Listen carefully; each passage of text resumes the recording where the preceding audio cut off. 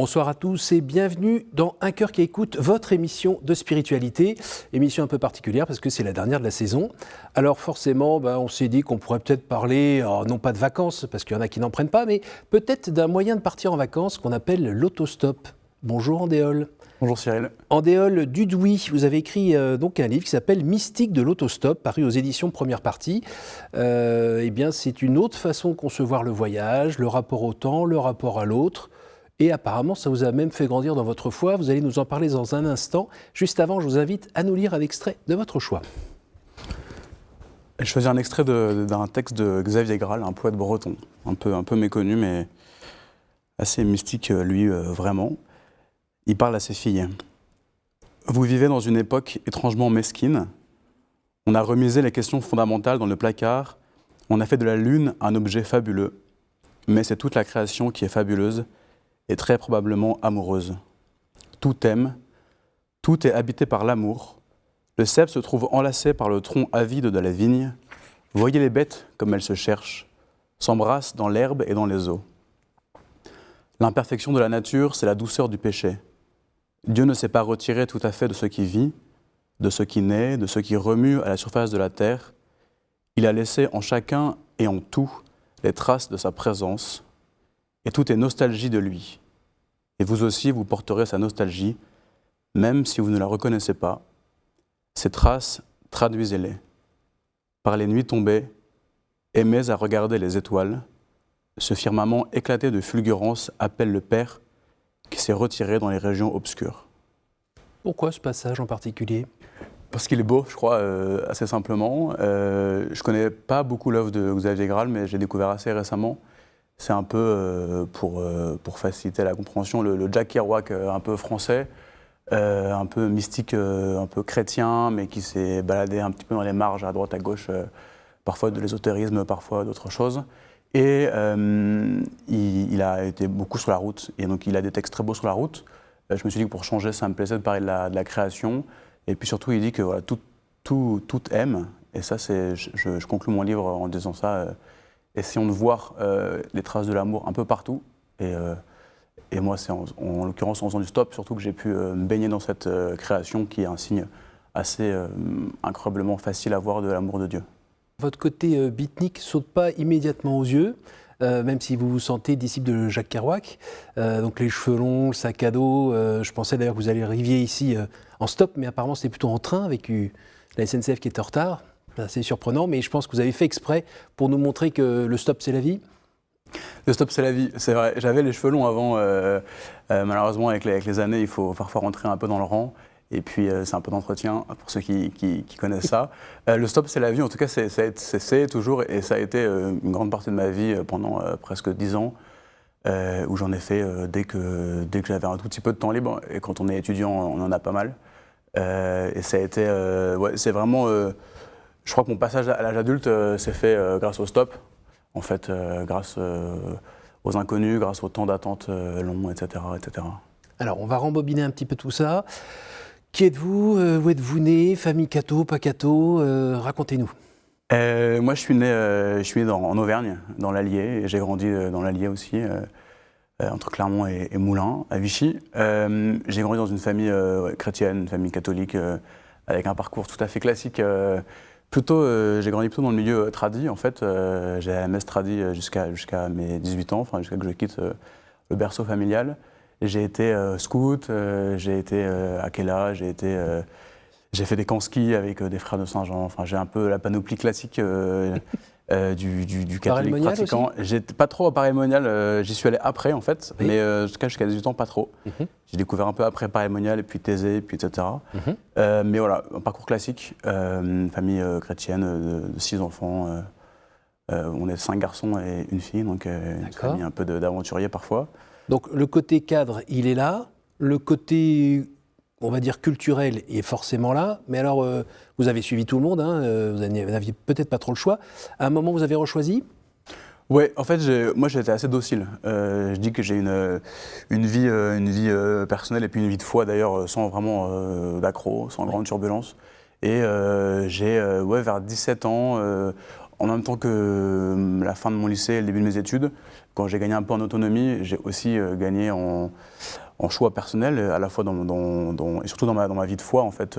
Ça s'est passé à ce moment-là assez doucement. Il n'y a pas de moment, il n'y a pas de radicalité, en fait. Vous n'avez pas vu un arbre en feu qui ne se consumait pas? Non, j'aimerais bien, mais non, ça s'est fait tout doucement. Enfin, maintenant, quand je relis, je me rends compte que ça s'est fait vraiment dans la douceur, petit à petit, par la pratique des sacrements, par les amitiés, par voilà, la vie un peu étudiante, et ensuite le stop qui est venu un peu parachever cette histoire. Est-ce qu'il y a eu quand même un petit balancement où vous êtes vu moins contraint par les habitudes familiales et c'était plus vous qui preniez un peu le truc en main, quoi, qui limite prenait un engagement plus qui n'était pas obligatoire? Mais pas vraiment. C'est ça qui rend difficile la chose. En tout cas, je me rends compte maintenant que c'est le stop. Là où je me suis emparé vraiment de ma foi, c'est en faisant du stop, en me rendant compte que le stop me rendait heureux, libre et me permettait de grandir dans ma relation avec le Seigneur. J'ai continué à faire du stop et je me suis emparé du stop comme étant, j'aime bien dire que c'est un peu mon désert, ma retraite. Assez facile à retrouver puisqu'il suffit de se mettre sur un trottoir et de faire comme ça et puis hop. Alors la première fois où vous êtes mis sur un trottoir pour faire ça, c'était quand? C'était, d'ailleurs c'est ça qui est joli, c'est que c'était entre une gare auvergnate et l'abbaye de Randol, où je partais réviser des partiels. Et évidemment il n'y a pas de train, pas de bus, pas de moines qui peuvent venir me chercher. Et donc j'ai fait du stop, il y avait 20 km, ça a marché plutôt efficacement. Et donc maintenant je me dis, parce qu'à l'époque c'était vraiment par souci pratique, disons, économique, etc. Et maintenant je me dis qu'en fait dès ce premier trajet, il y avait déjà quelque chose que j'ai retrouvé ensuite dans le stop et que je continue à recevoir, ces espèces de cheminement vers Dieu grâce aux autres. Il faut nous expliquer là. Non mais c'est simple. Non, c'est pas simple. C'est pas simple. Le stop, c'est faut que je prenne ce gars-là. Quand on est dans la voiture, faut que je prenne ce gars-là. J'ai pas le temps, puis je sais pas qui c'est, puis qu'est-ce qui va se passer. J'ai lu les journaux, hein, dans les pages faits divers, il y a plein de trucs qui se passent pas très bien. Ou bien, puis d'ailleurs, il a l'air chargé. Enfin, est-ce qu'il est propre? Je sais pas. Enfin, c'est ma voiture quand même. C'est un bout de ma maison. Ou bien dans l'autre sens, faire du stop, c'est attendre. C'est attendre. Et vraiment attendre. C'est plus attendre, ouais. Voilà. Et donc racontez-nous, parce que c'est évident pour vous aujourd'hui, mais peut-être pas pour tout le monde. Non, mais il y a plein de choses dans le stop, en tout cas quand on se met à la place du voyageur, qui est celle que je connais plus que celle du conducteur. Il y a plein de choses qui finalement sont plus larges qu'une attente, et puis une rencontre, et puis un trajet. Enfin, déjà, si on revient sur l'attente, c'est un lieu incroyablement fertile, en fait, l'attente. On peut prier, si on est chrétien, on peut contempler, on peut imaginer, on peut rêver. Enfin voilà, l'attente, c'est pas uniquement l'attente. Évidemment qu'on va s'ennuyer, mais même dans l'ennui, il y a quelque chose du laisser-faire, voilà, essayer de goûter un peu à l'abandon, etc. Et puis après, quand même, il faut bien qu'une voiture s'arrête, sinon ça s'appelle pas du stop. Là, il y a plein de choses aussi. Enfin moi, ce qui m'a touché, c'est déjà la docilité, en fait. En fait, on choisit pas. Personne ne choisit. Enfin, finalement, celui qui s'arrête, il choisit un peu de s'arrêter ou pas. Celui qui rentre dans la voiture, il choisit pas vraiment qui va s'arrêter. Et donc, recevoir aussi la vie de celui ou de celle qui s'arrête, son trajet, ses questions, ses silences, ses jugements, etc., etc. Voilà, ça c'est quelque chose qui m'a pas mal plu, cette docilité. Et puis évidemment la joie, parce que faire ça et puis aller, voilà, moi j'ai pu aller jusqu'au nord de la Norvège par exemple, grâce à ça. Ça rend joyeux quand même. Ça rend joyeux parce que ça fortifie, puisqu'on se dit que le monde finalement va plutôt bien, puisque des gens nous conduisent, en l'occurrence nous logent, nous hébergent, nous nourrissent, puisque ce voyage-là était sans aucune ressource. Ouais, ça rend joyeux. Et puis après, évidemment, moi c'était tout ça teinté un peu de spiritualité quand même, enfin de cette quête de Dieu. Et donc à la fois dans l'attente et dans le mouvement sur la route, il y a cette proximité du Christ qui est lui-même la route, en fait, par exemple. Voilà, il y a plein de choses, en fait, qui font que le stop, c'est grandiose comme expérience. L'expérience de la rencontre avec le Christ, elle se fait avec la rencontre de l'inconnu dans la voiture? Moi, elle s'est d'abord faite dans l'attente. Entre l'attente et la rencontre, je crois que je préfère pour l'instant attendre. Ce qui est un peu paradoxal pour faire pas du sur stop. un échangeur d'autoroute apparemment. Non, pas sur. Non, mais il y a des endroits incroyables pour attendre. Et donc, quand on attend, par exemple, à proximité d'un calvaire ou d'une église, là, c'est tout de suite plus tangible de voir le Christ nous rejoindre. Enfin, en l'occurrence, on est déposé devant une croix, il nous précède une fois de plus. Donc ça, c'est voilà, moi, cette expérience d'attendre avec le Christ, c'est quelque chose qui m'a marqué. Et après, dans Dans la rencontre avec les autres, c'est pas ce qui m'apparaît le plus évident. Je ne suis pas capable de me dire c'est le Christ qui s'est arrêté. Enfin, c'est pas le bon samaritain à chaque fois. J'ai un rapport plus simple au stop. C'est quelqu'un évidemment, qui donne de l'amour qu'il a reçu, mais je ne dis pas c'est le Christ. Moi, je suis plus compagnon du Christ dans l'attente que dans la voiture, en fait.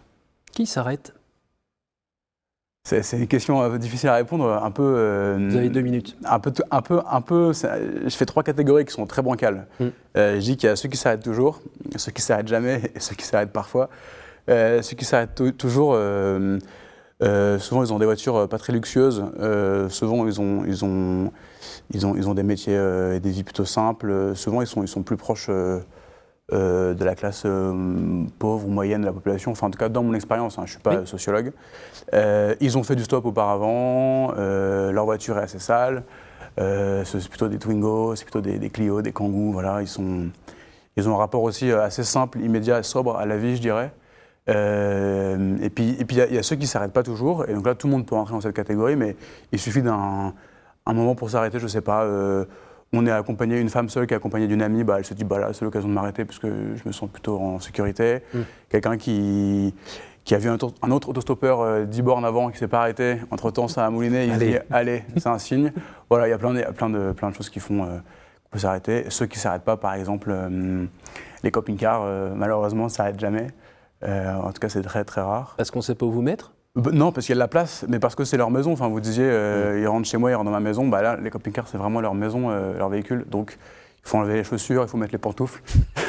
Parfois, ça rend la tâche un peu compliquée, surtout si c'est des camping-caristes retraités, etc. Ils ont leur petit confort, ils ont leurs raisons valables plus ou moins, mais en tout cas, c'est rare de monter dans un camping-car. Alors, rassurez-moi, quand vous êtes là depuis 1 heure en plein soleil, ça doit bien arriver quand même que personne ne s'arrête. Là, vous êtes toujours en train de chanter avec les anges, d'avoir la prière du pèlerin russe qui est dans votre tête ou vos chapelets. Tout va bien? Ou de temps en temps, vous passez de l'autre côté de la barrière de sécurité pour piquer un... Vous avez lu effectivement Oui, j'ai lu votre livre. Effectivement, déjà, c'est assez rare d'attendre 1 heure. Vraiment, sincèrement, ça m'est très peu arrivé. Et ensuite, il y a plein de techniques pour ne plus attendre. Savoir faire demi-tour, marcher 1 kilomètre pour changer de départemental, par exemple. Et puis, quelquefois c'est pas de l'abandon, mais on se permet une petite sieste au soleil. Là, ce jour-là, dans cette anecdote, j'ai regardé des vidéos sur mon téléphone, mais j'étais avec un ami qui, lui, avait tenu le cap. Et donc, finalement, on a réussi à partir. Mais non, c'est jamais rose. Je raconte... Enfin, il y a quand même, dans tous les cas, même si c'est pas rose, l'ennui, il est occupé d'une autre manière que dans une vie ordinaire. Enfin, le voyage est exotique en soi. Et donc, attendre sous une barrière de péage sur un échangeur, c'est assez rare aussi. Moi, ça me plaît. Enfin, ce que je dis, je crois que j'aime vraiment l'attente. Vous êtes en France, il n'y a pas ce côté, cette pression qui est mais tu fais quoi de ton temps, Joe? T'es pas censé, je sais pas, aider des gens, gagner de l'argent, construire des choses Comment vous résistez à cette pression? Non, mais déjà, je suis pas autostoppeur toute la journée. Et finalement, je le suis pas moins, mais différemment maintenant. Mais quand j'étais étudiant, on n'a pas trop de problème à voir les étudiants se balader. Et maintenant, je suis prof. Donc, j'ai aussi un rapport au temps libre, parfois plus conséquent que d'autres. Ce qui me permet, vendredi, j'ai fait encore 1 heure de stop pour le plaisir, vraiment, parce que je sais que ça me rend heureux et que c'est facile comme bonheur, il suffit de faire ça. Et donc non, après, effectivement, parfois on peut nous prendre pour des hippies, mais bon, j'ai toujours eu une situation qui fait que soit un métier, soit des études, soit l'écriture de ce texte, quand je me suis arrêté un peu et que je me suis posé pour ça. Et finalement, je n'ai jamais été espèce de fantasme du paumé à dreadlock, même si j'avais les cheveux longs et sales parfois. Non. En plus, moi, je suis à l'aise avec ma condition de bonhomme qui aime bien ralentir, faire moins de choses, produire moins. Voilà, l'autostop, c'est sobre comme existence et moi, c'est un chemin qui me plaît, celui de la simplicité et de la sobriété. Qu'est-ce que vous y trouvez et qu'est-ce que vous y perdez? Je trouve beaucoup de choses, j'ai dit pas mal de choses et j'ai trouvé la quête de Dieu, qui, je crois, pas mal. Qui est suffisante comme réponse. Et après, j'y perds... On perd un peu d'autonomie quand même. Il y a une forme dans la docilité, c'est joli, mais bon, parfois quand on est pressé, Quand on veut, ouais, en fait, même si je fais beaucoup de stops, il y a quand même un moment où j'imagine mon heure d'arrivée plausible et quand ça ne fonctionne pas, ça peut tendre un Parfois, peu. il s'arrête 20 km avant la maison. Ouais, parfois on est Il est posé. tard. Parfois il est tard. J'ai faim. Et j'ai faim. Ça, encore faim, ça va parce qu'il suffit de toquer à une porte, on peut. Alors, il fait froid. Il fait froid. Ah, vous toquez une porte comme ça, vous? Bah, ça dépend des modalités de voyage, mais quand je pars sans rien, je me nourris comme ça. Même si ça m'est pas arrivé depuis quelques temps. Non, mais il y a toujours. Ouais, on est frustré quand même, surtout après une journée de stop. En fait, c'est tellement hasardeux que ça remplit de joie très vite parce que ça peut fonctionner très bien. Mais quand ça ne marche plus, et on ne comprend pas pourquoi ça ne marche pas, enfin, on comprend parce qu'on connaît le stop, mais on voit des voitures vides passer, avec parfois des hommes seuls. Ils vous regardent pas? Qui nous ignorent, alors qu'en fait on existe, enfin, on va manger personne. Là, on se dit. On aimerait tellement pouvoir juste toquer à leur carreau, leur dire alors, juste ne me prends pas, mais regarde, j'existe en fait. Je suis pas un monstre, je suis pas un méchant. Enfin, je sais pas ce que disent les gens, ils ont leur raison de ne pas s'arrêter, mais quand on a fait une journée de stop un peu difficile, en plein soleil, sous la pluie, et qu'on voit beaucoup de voitures sur une petite départementale qui vont dans la même direction que nous, là, on peut parfois se dire j'ai un peu du mal à comprendre les autres, mais bon. Qu'est-ce que cette succession de petits échecs quand même, vous a appris dans vous, votre rapport à la vie, votre rapport aux autres et quand je dis rapport à la vie, c'est aussi vous, vos engagements ou vos études, votre métier? Étonnamment, effectivement, le stop est peut-être l'endroit où j'ai vécu le plus d'échecs, puisque beaucoup de voitures ne s'arrêtent pas. Mais dans ma vie d'à côté, j'ai une vie plutôt simple dans mes études. Moi, j'ai connu très peu d'échecs. Et donc, finalement, le stop est l'endroit où je viens un peu toucher du doigt le fait que tout n'est pas toujours si facile que ça. Et ça m'enseigne pas forcément la persévérance, puisque ça a quand même été un jeu, le stop, toujours. Donc, j'y vais toujours. Un défi, un peu? Un peu de défi, ouais. Non, mais ça, c'est certain. Helsinki? Ouais, tu vas voir. Peinard. Non, mais oui, en 3 jours, j'y suis. Même si j'essaie de ne pas aller trop vite en stop, ça peut paraître un peu étonnant, mais le défi pas de réussir à aller quelque part, mais plutôt de réussir à aller quelque part sans mes propres moyens, en fait. C'est ça, dans le défi, c'est ce qui me plaît dans le stop, dans le fait de parfois voyager sans rien. C'est pas d'y arriver, mais c'est de me dire que parce que je sais que j'arriverai quelque part. Enfin, là, aujourd'hui, je suis convaincu que n'importe quel trajet en stop en France, j'y arriverai. J'ai pas de doute. Simplement, me rappeler que c'est pas moi qui suis arrivé, mais c'est grâce aux autres, grâce à toutes ces voitures qui se sont arrêtées. Donc, il y a un défi de tester la générosité des autres? Ouais, je crois que c'est ça. Hein. Il y a le plaisir de voir les gens être généreux, ouais, et de voir l'amour exister. Enfin, on revient sur le texte que je disais au début, mais de voir que l'amour est partout. Enfin, Dieu est partout.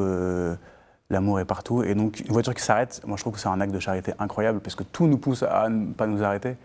La vie est organisée, contractualisée, on n'a pas vraiment de raison de prendre un inconnu dans sa voiture.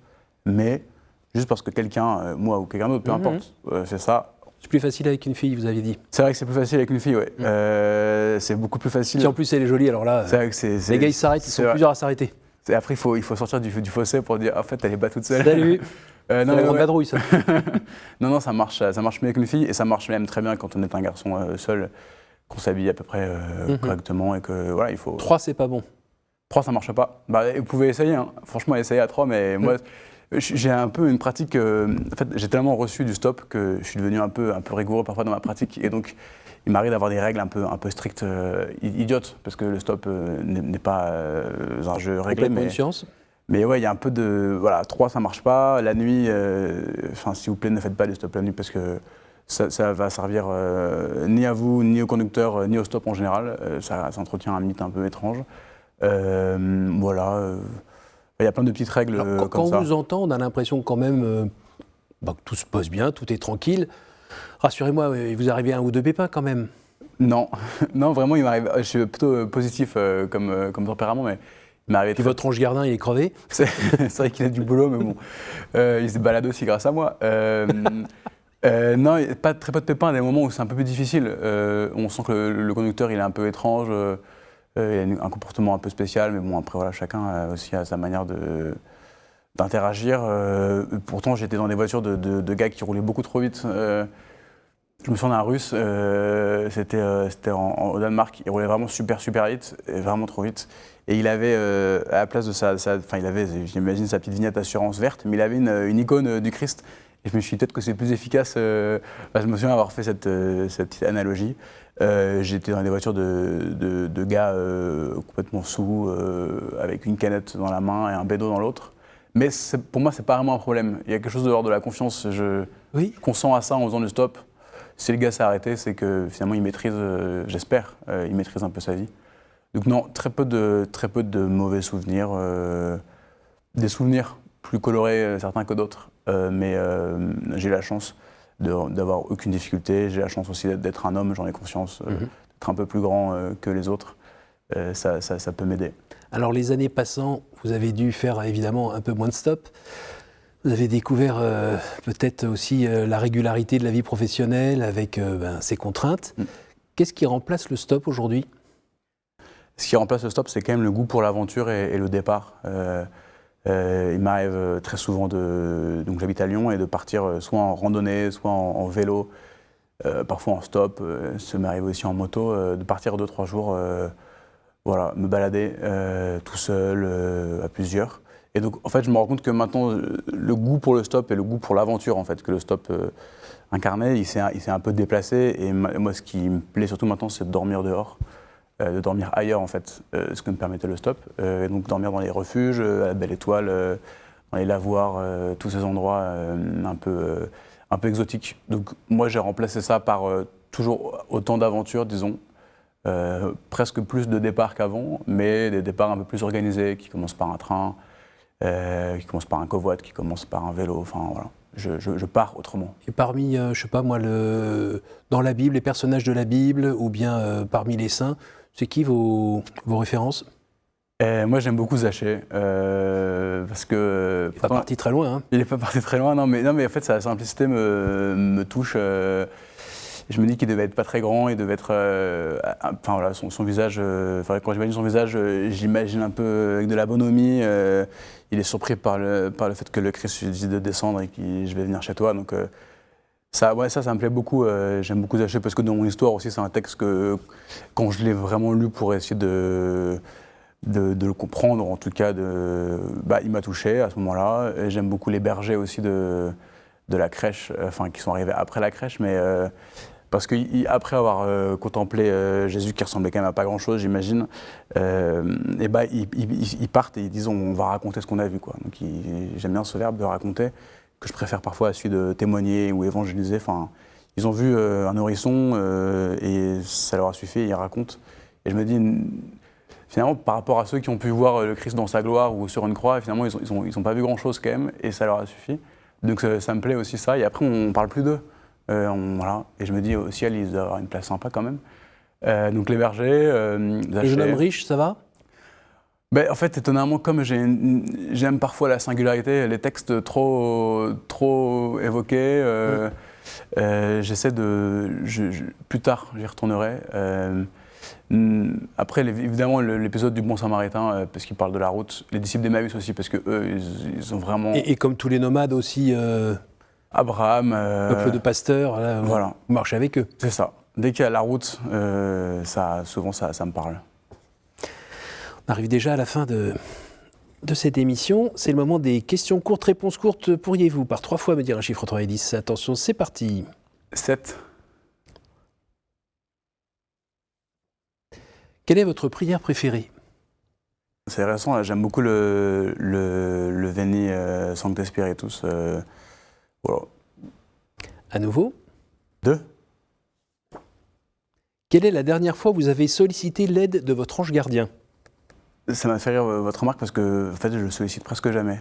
Je n'ai pas une grande dévotion pour les anges et pour mon ange gardien, donc, mais je vais y penser en rentrant. Ah oui, apparemment, vu tout ce qui vous avez fait. Non, mais souvent je passe directement, je vais plus facilement m'adresser au Christ plutôt qu'à l'ange gardien. Autant aller direct à l'essentiel. Éventuellement un peu Marie, d'après les chapelets que vous dites. C'est vrai. Voilà, mais pour aller au Christ après. Toujours. Une dernière pour la route, c'est le cas de le dire ? La numéro 8. Si vous pouviez rencontrer un personnage de la Bible, qui serait-ce et pourquoi ? Et que lui demanderiez-vous ? J'irai voir Zaché, je pense. Ah, oui. Et je me demanderais ce qu'il a vu du haut de son arbre, si s'est pas fait mal au genou en descendant vite. Et qu'est-ce que vous avez mangé après avec Jésus? Merci pour ce que vous nous avez raconté. Merci pour votre joie de vivre. Et pour ce livre, Mystique de l'autostop, paru aux éditions Première Partie. Et moi, je vous invite à aller voir cette émission sur notre site www.ktotv.com, à l'écouter sur notre appli radio, à l'écouter aussi en podcast. L'été arrive, nous nous retrouverons en septembre. Et puis, moi, je vous souhaite tout simplement de bonnes vacances à la rentrée.